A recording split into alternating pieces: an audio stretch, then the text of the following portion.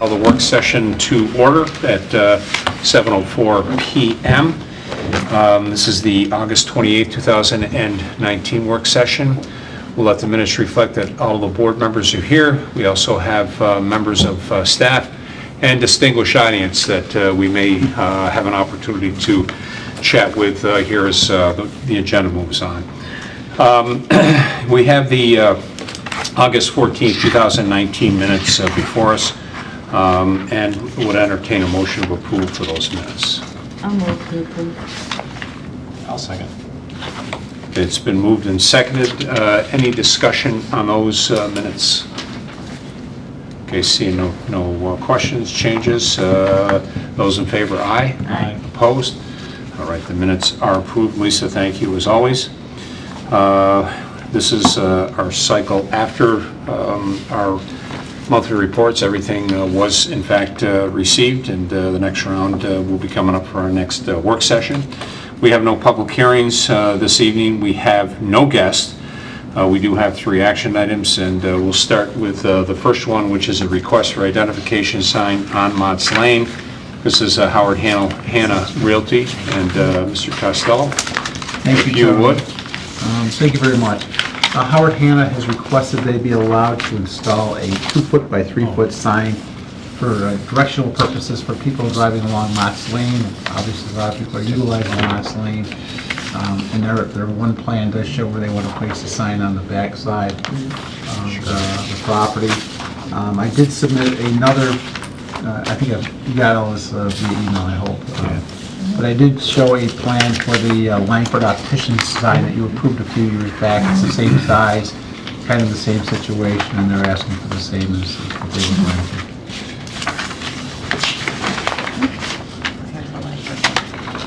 And that property, just for reference sake, is at 1797 Penfield Road. Yeah, I have no concerns with that. Square footage for the record, Jim. 2-foot by 3-foot. Okay. And that 6-foot sign is kind of in keeping with what we've done for our, if you had a sign that we're going to put out for a small event or something of that nature, it's about that size. So. And within the right-of-way or on private property? It will be on private property. It's a small right-of-way out there to begin with, but it will be on their private property, yes. Okay, all right. There won't be much of a setback, but it will be on theirs. All right. Board comfortable with with the proposal? I'll make a motion that we approve the request for the 2-foot by 3-foot sign for directional purposes on the rear of the property. For Howard Hanna. For Howard Hanna. I'll second. Okay, it's been moved and seconded. Further discussion? All right, before we call for a vote on it, Jim, you'll be moving forward, sending them a letter. Yes. Discussed by the board. Identifying the exact location of the signs that relates to their property. And square footage is part of that, and their responsibility for ongoing maintenance of that site. Very good. All right, so it's been moved and seconded. See no further discussion. Those in favor, aye. Aye. Opposed? Motion carries. All right, we'll move on to our second action item. This is Dr. Jack Howitt. This is development at 1211 Empire Boulevard. Certainly, Doctor, please join us. I see that our friends from Passero Associates are trying to be very efficient here tonight.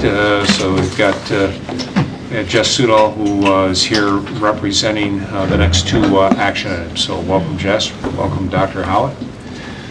Thank you. So at our last meeting with them, the board had asked for a couple of things. We talked about the layout of the building. It was suggested, I think I actually suggested that we look at an alternative to possibly flip-flop the situation, which he did. So it wasn't against the, Yeah. it was against the hill. The key was to try and bring it further off the road a little bit and put Further some hill. parking, yeah. And then also you'd asked for a line of sight plan, which he provided. And that is consistent pretty much with the plan that we had the last time when you, Zach and I walked the site, Doctor. You prepared that for us a year or so ago. That is somewhat consistent with what we saw when we were out there as well. The other thing that we talked about, and Linda brought it up to me the other day, and I'd kind of forgotten about it, we talked about the idea of possibly staking out the location of the building. If the board wanted to go down and take a look at that, we could possibly set that up. If not, And it is staked out. and you did stake it out. Oh, Yes. let's go down So there. if you want to go down as a group or just go down individually and look at it. And I'd be happy to go down with any one of you if you want to do that and just look at the site with you. That's kind of what you were asked to do, and you have... Yeah, we originally had the building close to Wilbur Track Road, and, now that we've taken a look at this alternative, I think our team does actually prefer it for a number of reasons. The building was relatively close to Wilbur Track Road. Now that it's set back, it kind of hides itself a little bit better behind that hill, but at the same time, it doesn't cut into the hill to the point where we would have any kind of erosion issues. And it also kind of, the brewery sits up a little bit, so we're kind of tucked behind that and a lot more, I think, out of sight from Empire Boulevard than we normally would be. So we're certainly comfortable and quite frankly prefer this revised plan, which was suggested by the board last time. And I think you're right. I think it does bring the building back away from the vision of the neighbors. Yep, up on for sure. Old West Lawn.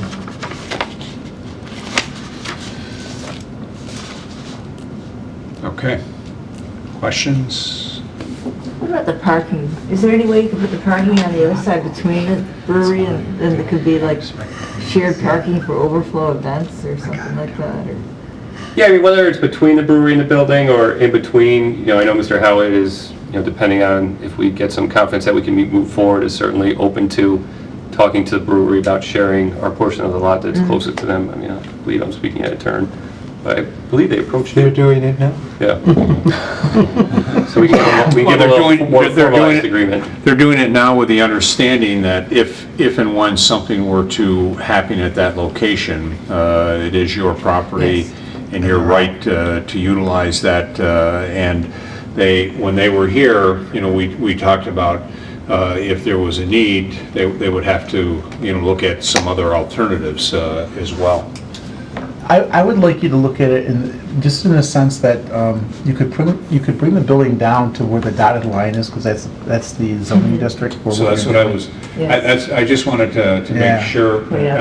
and I'm not looking to take your job, Jess. We're hiring, I mean, it might be a pay increase, I don't know. Can't have any references. So just again, for everybody's reference, this here is the line that separates R120 and what we call the LaSalle's Landing District. So that's that dotted line. So, and then it kind of jogs over, if you will, behind. Yeah, just looking at it quickly, I think we can absolutely do that. Obviously, we are limited by that district boundary, but, based on, just quickly giving it a look here, there would be enough room for us to get a drive aisle and at least one side of parking that could maybe face towards the brewery, and that could be the opportunity for that shared area, but that's certainly doable. Yeah, if we could keep the parking, I just want to get the parking out of the residential zone because Yes. it's not a permitted activity, and if we could somehow shift the building down, even if you went to the boundary line, I wouldn't have any problem with that, but it would then give you the ability to move the parking back into the zoning district in which it's permitted. Yep, we can and do that. solve that problem. Jess, the one thing that comes to my mind right off the top looking at this is I'm not sure we really got into the aesthetics of the building per se. I know you provided kind of a rough feel look of what it would look like, and I would just strongly recommend and strongly encourage you as the designer, architect, engineer to make the building kind of fit in with the nautical theme of being down by the water. Yeah, absolutely. You've got some waterside restaurants there, you've got Water's Edge that's embraced that, and so I would, quite honestly, it would be important to me that any kind of building or structure here does Sure, yeah, bring that that's, element we've out. just been kind of playing it slow here, trying to get to Yep. No, I understand. site plan that could possibly have some Right. legs. And then, what we would do is, next step, I think, would be to make some of the changes that have been suggested here this evening, and then supply, building elevations that Right. we could further the discussion under formal application. Yeah. Yeah, I do think I concur with Linda as far as the moving of the parking lot. I'm just looking at visually, having more, parking and asphalt up towards front and then having the Yeah, I think that's a good suggestion.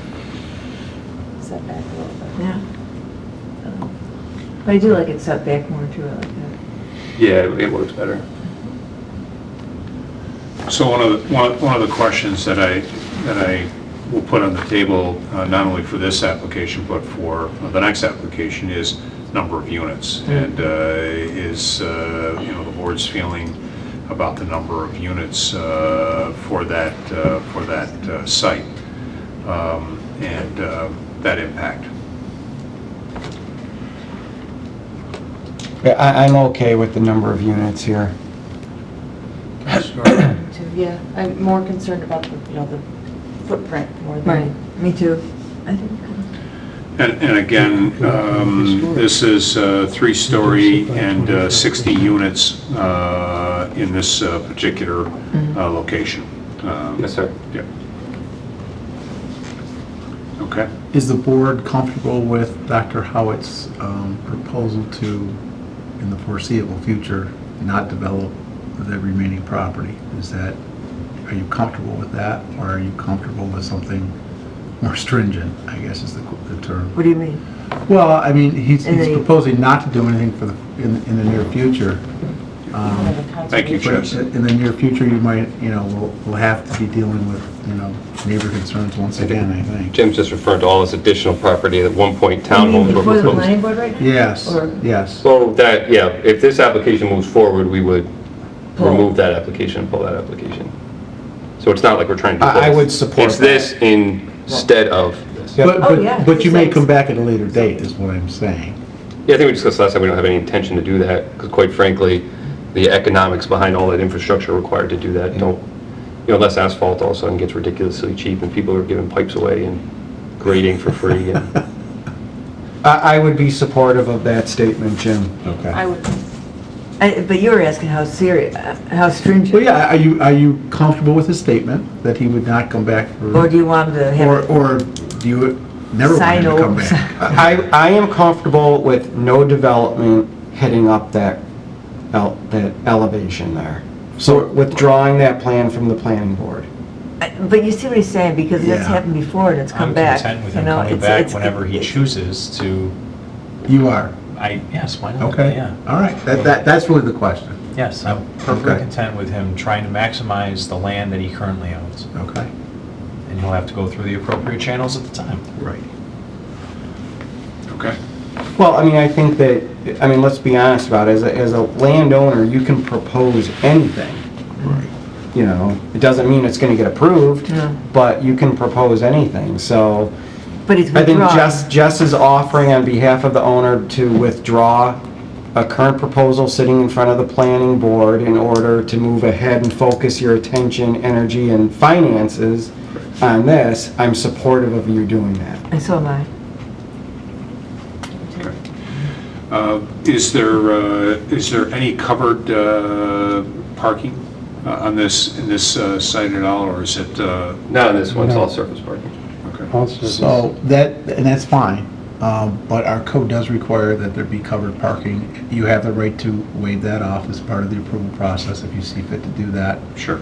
But it would have to be addressed as part of that. Yeah, unfortunately, the way the topography, I don't want to speak too much to the other application, but the other application lends itself to underground parking because of the topography, with this being relatively flat.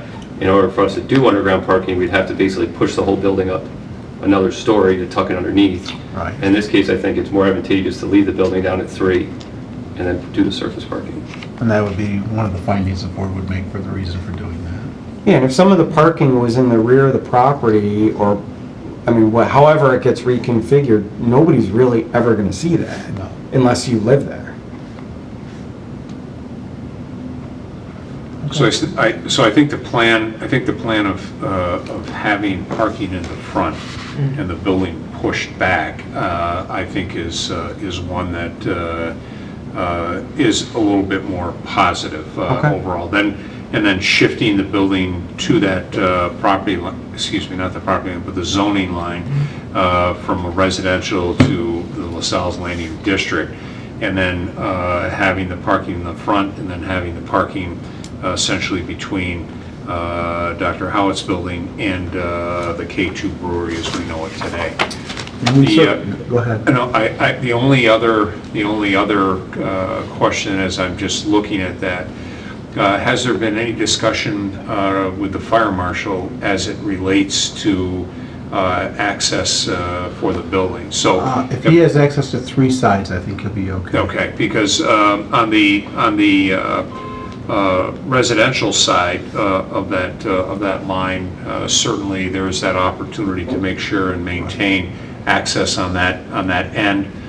On Wilbur Track Road, there's access all across the front, and then there could be the access on the north, what I'll call the north side there as well. And if that's sufficient for the fire marshal, I just want to make sure that that is being at least on the table. It's a good comment, and you just made me realize that there was another issue is, in order to have a building in excess of 30 feet, as you probably know in state code, the fire marshal has to be able to have a ladder, be able to go up with no obstructions.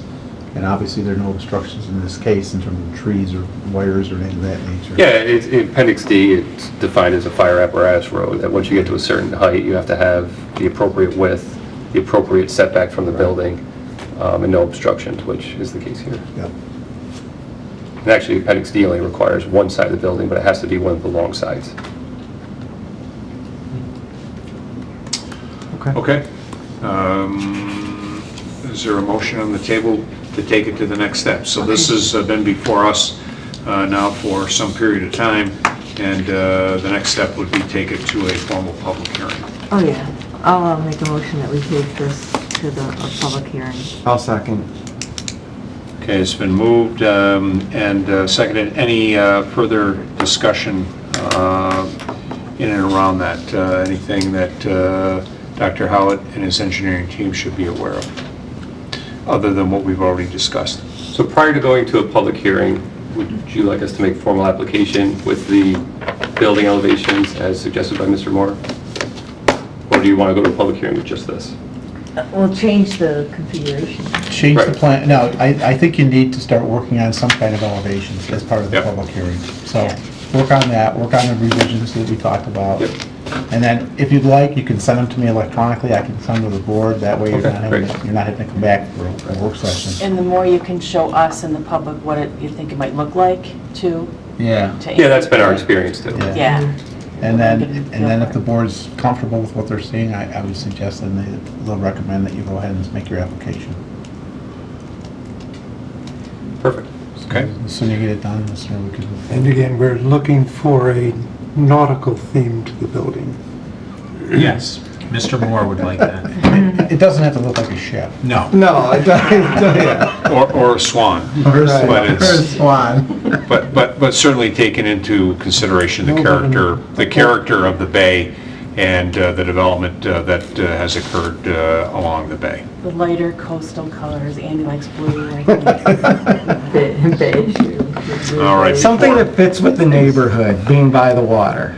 That's all I ask. Down by the bay. Comfortable with that, Down by the Jess? river. Yes, sir. I actually know an architect who's designed buildings over there. There you go. I happen to know, you happen to know that. All right. So it's been moved and seconded. We'll go to the next stage for a formal hearing before the board and the public. Though, and seeing no further discussion, those in favor, aye. Aye. Opposed? All right, we'll move forward. Dr. Howitt, thank you. Jess? Thank you, board. Thank you for your time. Okay, we'll move on to our third item. Our third item is the Daniele project. This is a conditional use permit and site plan approval for apartment building at 138D4 at Boulevard. And Mr. Costello, I'll just ask is if there's anything, I know that the PRC were on the job today and taking a look at some things that were submitted to date, as well as taking a look if there were any other items of interest overall. Yes, as you know, Jess had submitted responses back to PRC's comments, their initial comments. He had also submitted responses back to the DEC letter that we received, and I had not heard anything back from the DEC to date as to whether they agree with your comments or if they have concerns for them, but I know you did get that to them, and we're still waiting to hear back from them. So we'll let the record show that there's a letter dated August 20th from Pastor as it relates to comments regarding the DEC and the DEC's comments of August 12th, 2019. There's the second letter that came in on the 22nd of August, and these are comments regarding the PRC, and those comments from July 31st of 2019. So both of those documents have been received. I did note that one of the major issues in the DEC letter was the fact that there was the initial plan showed an encroachment into the 100-foot buffer area, and that has been resolved on the revised plan, which I think you all received last week. One of the issues, the PRC still has a concern that the building is large, and some of the areas, especially as you relate to the entrances, as you see the entrance now, it's a nice street entrance. Their intent, and they had to, in terms of being able to get the building out of the wetland buffer, they did move over to the east a bit and encroached into what is, or close to, the existing driveway. I think you're taking out the tree median as part of that process, and the trees on the west side. Yeah, the fire apparatus road, as I was mentioning on the previous That's what made me application, think of has a this, 26-foot wide requirement that allows the truck to stage, put its boom out. So whether this building was 3 stories or 4 stories, which is what's currently proposed, that requirement would still be the same to have that clear fire apparatus road. Tony, you'd asked the PRC to at least take a look at the existing buildings that were down there as they relate in size-wise to the proposed building, and Mike O'Connor was good enough to prepare a plan that shows that. So for the board, what I asked PRC to do is essentially take one of the buildings from the not Watersound, but Water's Edge development, and superimpose it for the board to take a look at, because we've got 9 buildings just up from them, and then this building here, and so I just thought it was important for the board to see this. So I thank Mike O'Connor and Mark Valentine for doing that, just so you have a sense. And then the other thing I asked them to do is that for that building, so on the left of that, kind of in a faded red, you'll see that particular building has 39 apartments. It's 3 stories, 4 with a parking garage, approximately 56 feet tall, and the square footage, as compared to 95 apartments, and again, the details for that project. So I asked staff if they would just put that together for the board to take a look at, and at least have that piece of information. And this here, I apologize for this being a little bit dark. We were having a whole printer discussion earlier. This also shows this building in comparison to the context of the whole project. And also point out that the one on the point here is bigger than actually the rest of them. This kind of, I think, is a good graphical representation of this project versus the context of the rest of Water's Edge, or whatever it's called. Yeah, it is dark. The other thing you may or may not have noted, but they did make a revision. One of the comments that we had was with respect to the covered parking.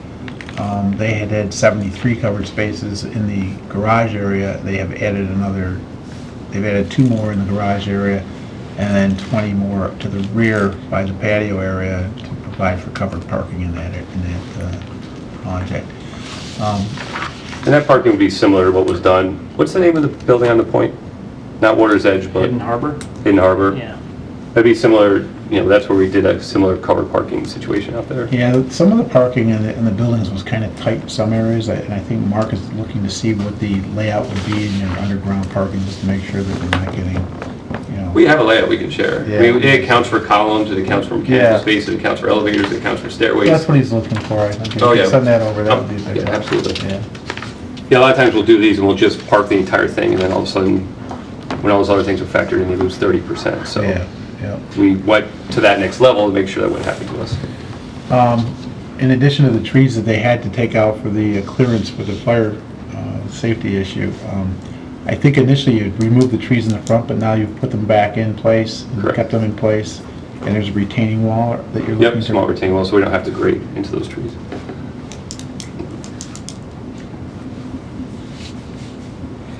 And you feel comfortable about the shared parking as it relates to, you know, I'm thinking about the 4th of July and Memorial Day and Labor Day, as it relates to the people parking their vehicles and their boat trailers and everything in the back? I know in the past you had parked some people along the side.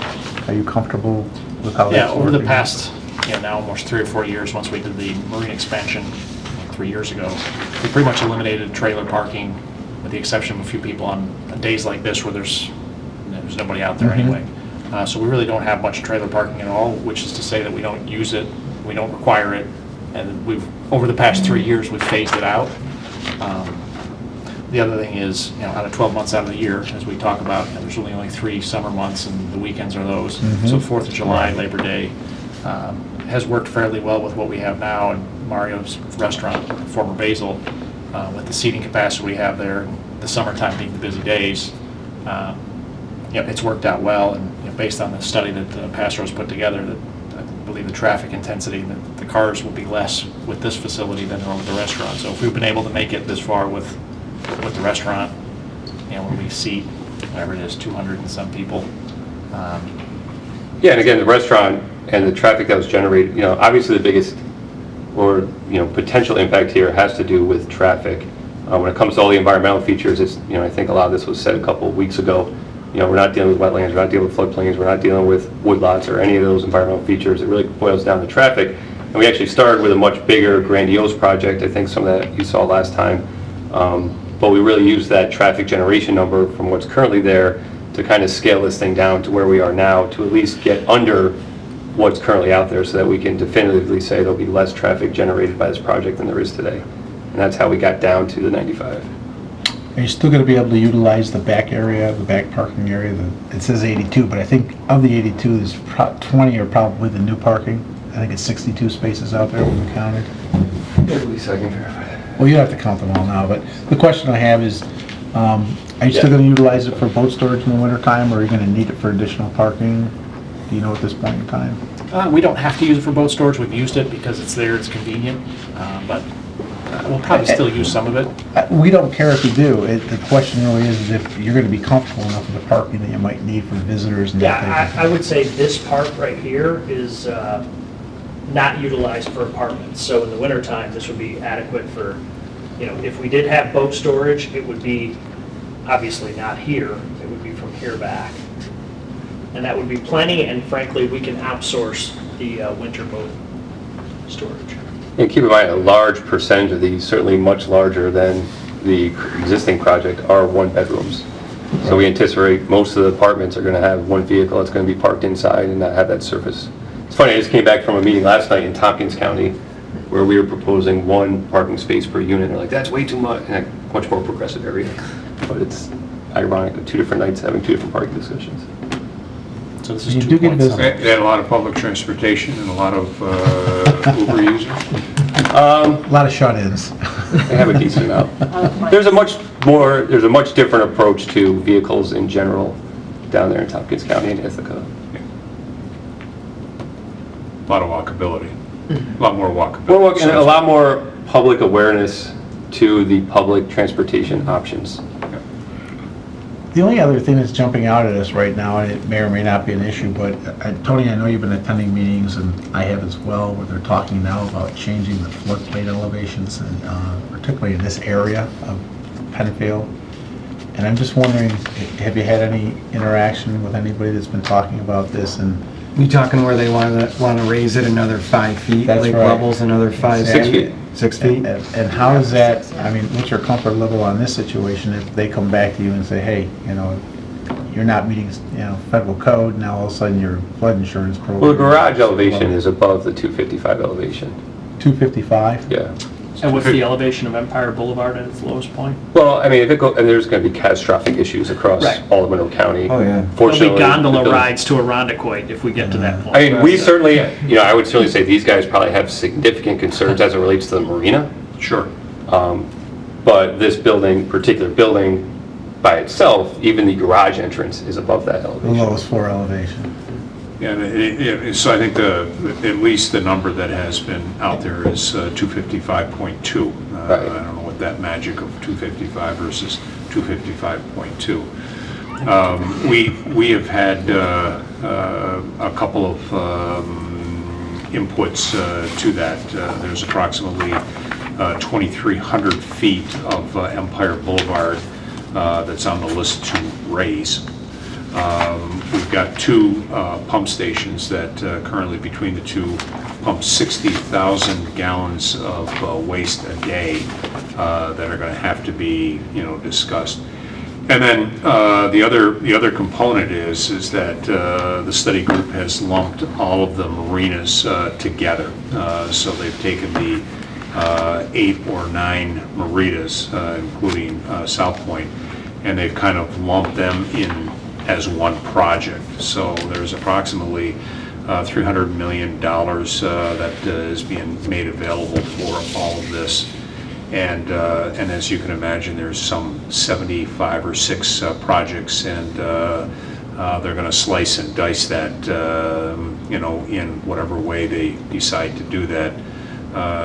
TBD by, I'm sure, the governor's office. But that's some of the activity that they've got one more, I think, general public meeting to be had. I think the planning committee may have one more meeting before then it gets turned over to the next level.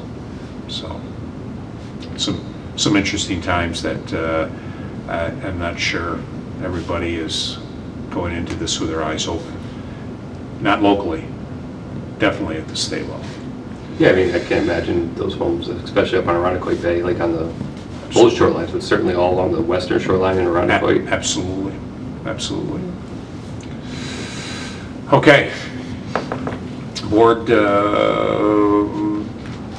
where are you? Do you need any additional information?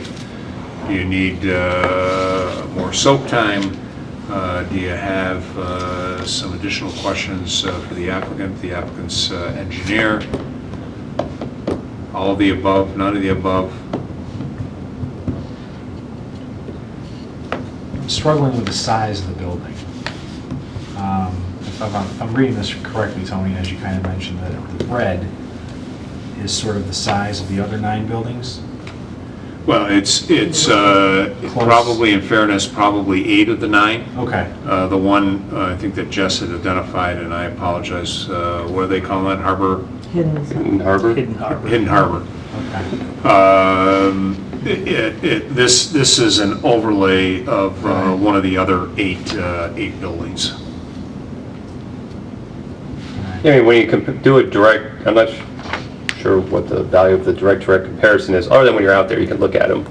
But certainly this is a much smaller project, obviously, when compared to all those different buildings and all the units. We, obviously with the presentation we had a few weeks ago, we had different versions, and we actually had a version which was even larger, which we realized was too big for the area. And we brought it back, and one of the things we looked at from a visual standpoint, and you can look at it from here, when you kind of picture frame this apartment complex, you've got greenery and pavement all the way around it. It kind of makes a nice picture frame we call the food business. When you look at the other complex, although the buildings are smaller, they're just kind of broken up with the corridors. So they're very tight. Although the building, when you do an overlay, it kind of gives a impartial look of the size of the building. Where over here we've got all this land, and this is kind of dark, so it's hard to see, but you've got all this land around the building to create this nice picturesque Swan look. Trail. If you were to take one of these and you look at, it might be a little smaller, but there's no green space in that square. Where we've felt like the aesthetics of it fit within that corridor. Now, you're keeping a restaurant and a pool and all that. Yeah, right? that stays. That stays. I think certainly we were very much respectful of the environmental features, and we kind of allowed that 100-foot adjacent area and the curb edge of the existing entrance and the existing parking areas and impervious surfaces to define our building pad. We didn't, although we did have versions that went into 100-foot buffer, and okay, we can get a permit, and we scaled that back to say, let's just really stick to the existing development areas so that we're not decreasing green space or impacting floodplains or impacting wetlands or impacting public space opportunities. I don't know that what benefit, making the footprint a little bit smaller, really serves. No, I don't. How tall is the building again? It's 68, I think is it peak? I think we have the elevations on the other side of one of these, this one here. And recognizing that the elevation is lower than Yes, where the other buildings are. Yeah, It's 42 feet to the It's easy. top of the unit, the bottom of the roof, and from the roof up, it's probably, I'll have the elevation on here, but I don't know if it's quite 68, that would be 26 feet higher than. That's much higher than that area. Yeah, I think it's about, maybe about 60 feet to the ridge-ish. Which is pretty close to what you have on the other building, especially the big buildings. Yeah, the other buildings are also up on the hill. Right. I think we presented last meeting, the line of sight study would show that we're actually much further down than all those other buildings when they go up. Yeah, this shows again, space around the buildings where all the buildings a little slightly larger, it definitely has much more space around it than these. Tony, what's the next steps? Well, the next step is that if the board approves it tonight, the project is approved, subject to the appropriate conditions. And then what would happen is that we get all the signed maps and appropriate letters of credit, any other administrative documents, easements, et cetera, normal site plan approval that you would have, and then they would look to build it. Okay. Whenever that was. Then we have to do the resolution of approval. My biggest concern was not being able to see the water anymore, but it doesn't seem that that's as much of an intrusion. The one thing you wanted was that side of the, back in the day when we were doing the LaSalle's Landing, Waterfront Revitalization Committee, all that, to let the public have access to the water. Well, and they do have, they had provided easements to us in previous development throughout their property, and then onto the other project as well. So there is access. As a matter of fact, the site plan shows the walking paths and everything else. I think you're improving them, We're actually. improving them, would be improving them as part of this project, correct? So that's a good thing. And definitely opened up the views to the water when we displaced the mountain that was there. So now when you're driving down, you definitely, that view you see there is almost the same view you see from your car when you're driving by or walking down the new sidewalks there. Yeah, the board has done a good job, I think, over the years of providing trail access throughout the entire LWRP area. Sure. And they've contributed greatly to it. Is the state launch not going to be there anymore? Is that something that, the boat launch thing? on the No, other you mean the side? north end? On the other side of Mario's, On the other side of the creek. Oh, that property, as part of the improvement program for Empire Boulevard, I believe they're closing off one of the access points, and I'm assuming it's the one on the east that's still underwater. Yeah. I don't know what their plan is in terms of public access at this point in time. They do have a historic sign on the property down there, which is not easy to see at this point in time, so.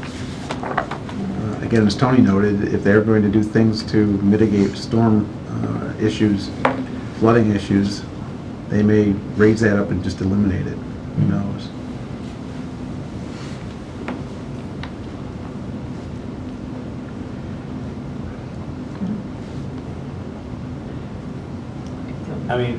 From my,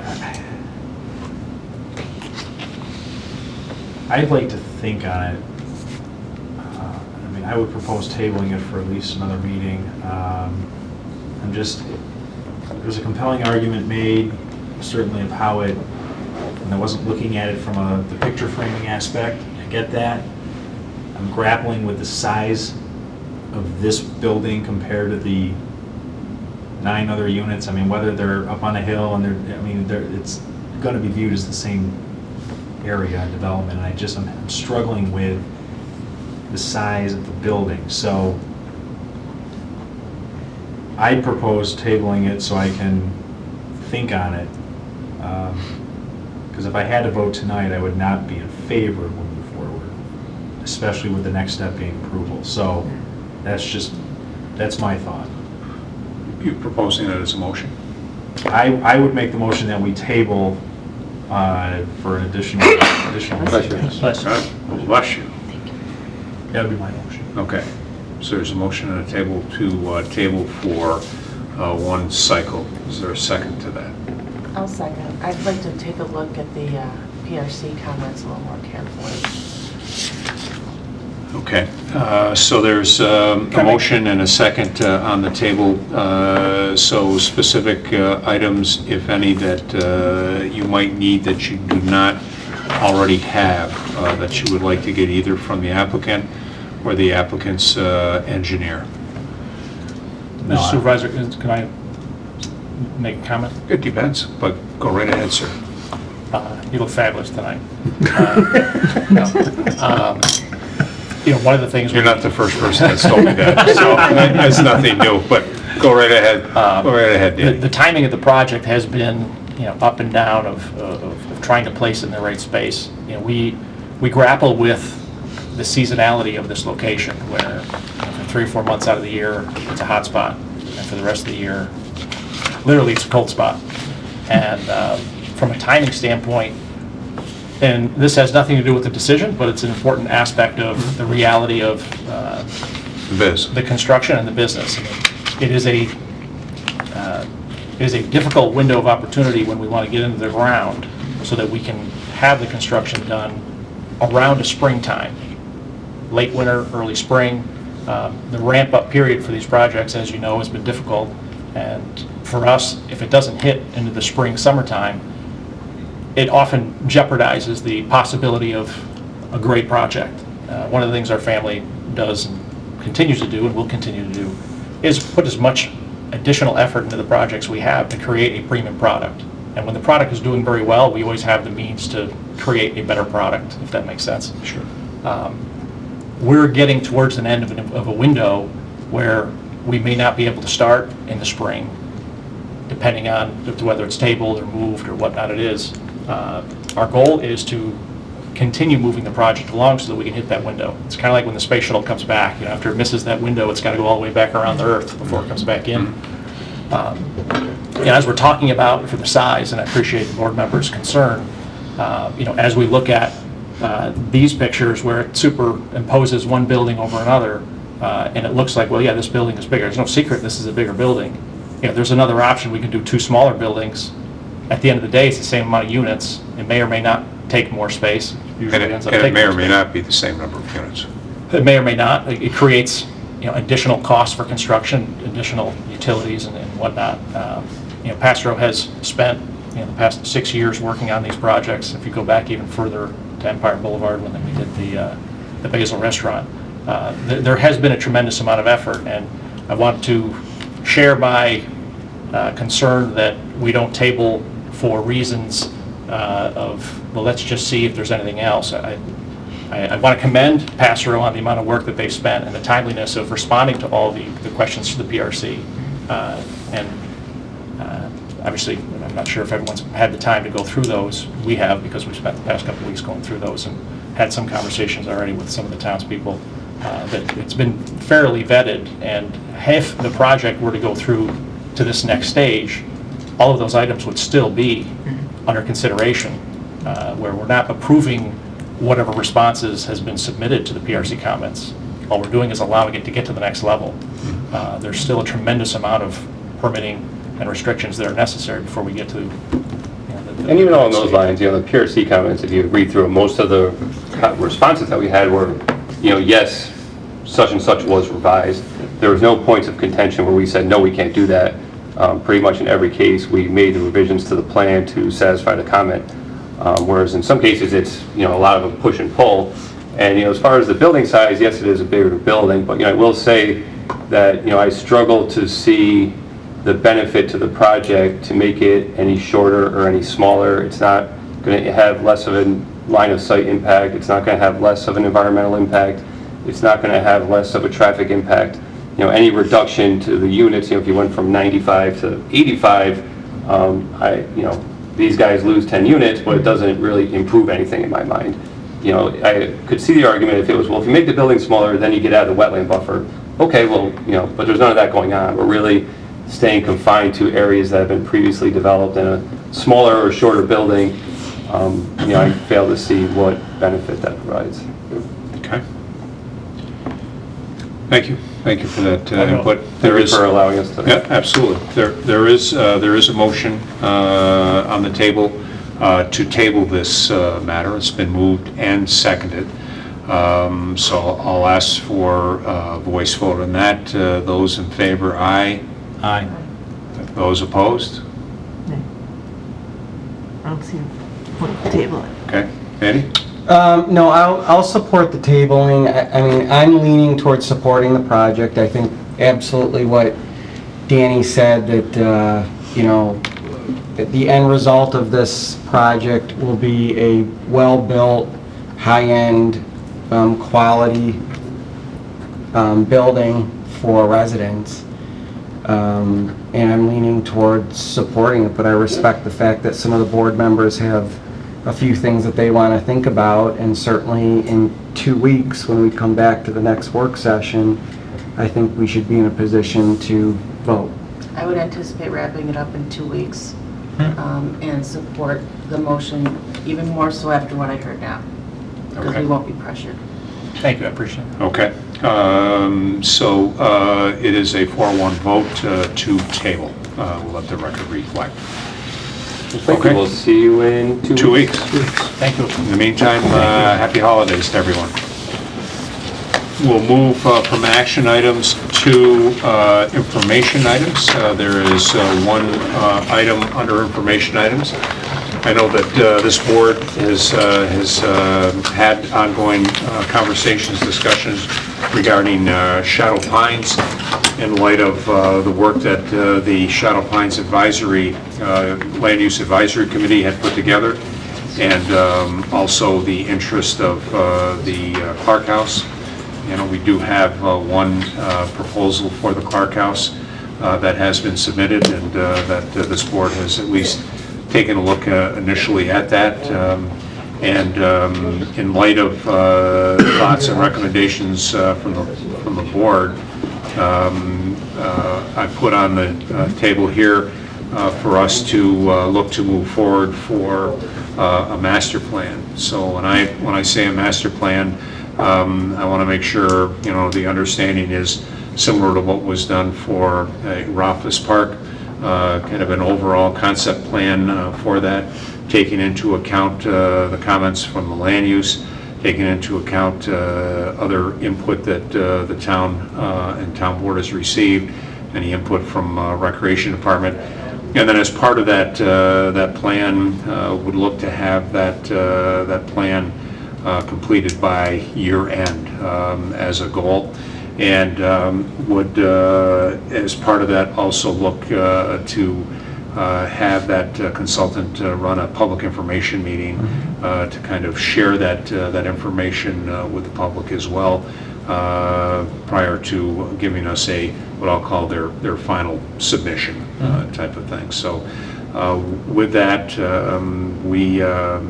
Mr. Costello and I have been reviewing a number of what I'll call RFPs to get out, and with your blessing and support, we'll put that together and get that out via resolution to entertain any number of folks to participate and select a final firm to do that work for us. Yeah, no, Questions, comments? I think that's a great idea, Mr. Supervisor. I think the next step is to start preparing for a master plan for that property. It's the right governmental step. It's the right step in the spirit of transparency on the future of that property. It's my belief that the Shadow Lake land use planning or land use committee that I was a part of, that Jim Costello was also a part of, and many of the staff members, I think we talked about next steps of getting those recommendations and other public input as a part of the master plan process. So it's the appropriate step moving forward to start getting our arms around future uses of that property and incorporate the Shadow Pines Land Use Advisory Committee's recommendations as a part of that master plan moving forward. So I think it's the right step. I certainly support it and look forward to getting an architect, engineering, land use expert to start diving into some of the needs and desires of the residents of Penfield and getting that property moving forward. So thank you for bringing this on the agenda today and your efforts and staff's efforts to keep the process moving forward. Andy, I know you're supportive of keeping the committee abreast of what's occurring. I think you probably want us to at least let them know that where the board stands on this and what's moving forward. Absolutely. So we'll take care of that. And we'll continue as we have been, as keeping everything on our website to keep that updated. And again, the goal is to make sure we do this right, but also, to somewhat move forward with this, because there are a lot of great thoughts and ideas that are out there from the Land Use Committee. Now, kind of putting that together on paper, and what does that look like for that 211 acres, and how that can start to unfold. And again, it's something that isn't going to happen, overnight over the next 6 months. I think Rothfuss Park now has been open for about 10 to 12 years. And, at each year, we try to continue to enhance that. And I think as we take a look at this particular property, I think that's what the intent of this board is, to continue to enhance that with various different types of recreation type of programs, projects, trails, and lodges, and those types of things. So getting kind of a broader plan together, I think would be very, very helpful for the next steps. Yeah, and I think the land use committee, the resident committee that we put together would also embrace the master plan process. As I said a couple minutes before, I think they are aware that the next step would be a master plan. I believe, Jim, correct me if I'm wrong, some of the conversations kind of steered towards master planning, and some of the other committee members were like, no, all we're doing is making recommendations. The town will hire someone to start taking these recommendations and other recommendations from, various groups too, and start laying it out, on the property and seeing what's working and what's not working, future uses, what might be done potentially in the first couple years versus, years 5 through 10, so forth. And That's why it doesn't have to be any longer than the next 3 or 4 months versus another year of so master I plan. believe the Shadow Pines Land Use Committee would endorse the next step, which you're offering, to move ahead with a master plan, which I think is great. So thank you again. All right. So move forward with that motion to get that out, Linda. Sure, I'll move. I'll All right. second. Move Linda ahead and moved, and Shadow Andy Plans second. consultant. And we'll get that rolling, and maybe have a couple of different invites here at the work session to kind of get a sense of how that's starting to come together. Great. All right. Thank you. Thank you. Seeing no further discussion, those in favor, aye. Aye. Opposed? All right. That brings us to the end of the agenda. And seeing no further business to come before the August 28th, 2019 work session. The work session meeting will stand adjourned at 7:58 p.m. Thank you to everyone that participated. Thank you to Lisa for your support. Thank you to staff